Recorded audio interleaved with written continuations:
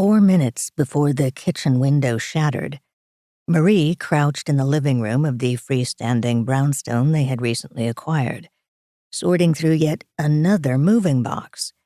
How had she and her husband Jim amassed so much stuff over the years? Fortunately, the house's first floor boasted an open layout with archways, allowing her to push heavy boxes and furniture clear to the foot of the staircase, where Jim, not exactly the world's finest athlete, was hefting items to the second floor and attic. The heaviest boxes still in the front of the house were meant for the kitchen, in the rear, but after spying a cockroach scuttling across the ancient refrigerator, Marie was doing her best to avoid going back there. Who knew what scuttling terror she might find in those old cabinets?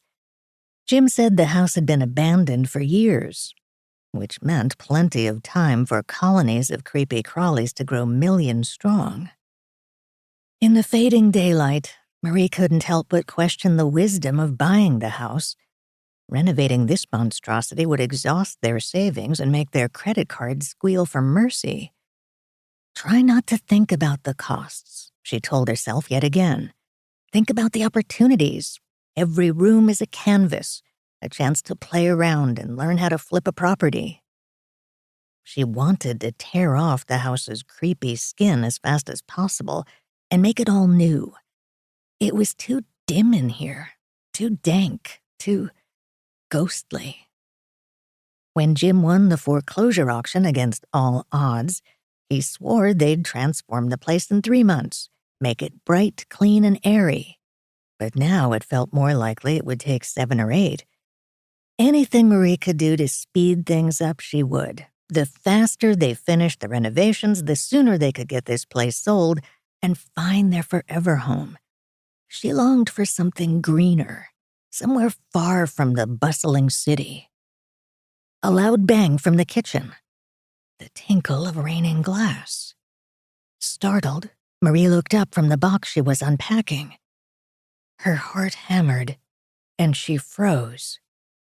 From her position in the living room, she could only see a sliver of the kitchen, the rusted oven, a part of the fridge. A shadow flickered across the kitchen archway. An animal? Or worse, a burglar?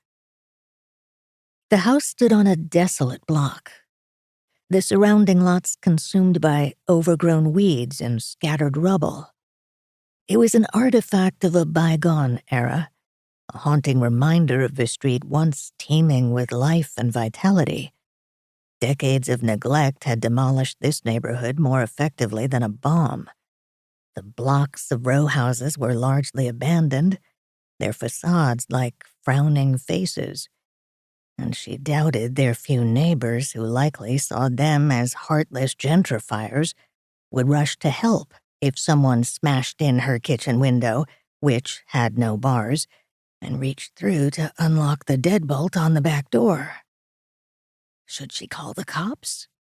Great idea, except her phone was somewhere upstairs still charging, and it sounded like Jim was all the way up in the attic too far away when seconds mattered. Her breath shaky, she grabbed a box cutter from the nearby table.